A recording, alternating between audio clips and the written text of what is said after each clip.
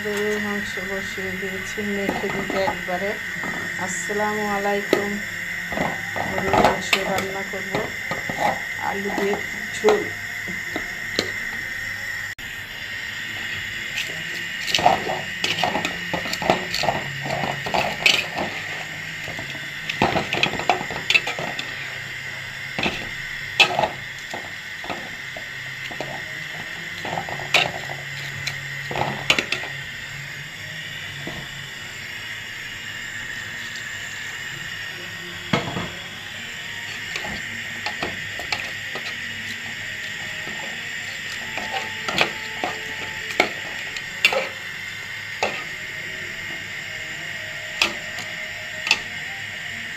এক চামচ হলুদ, এক চামচ মরিচ, এক চামচ লবণ, এক চামচ আদা রসুন তেজপাতা গরম মশলা সব দিয়ে একটু মেখে বসিয়ে দিলাম।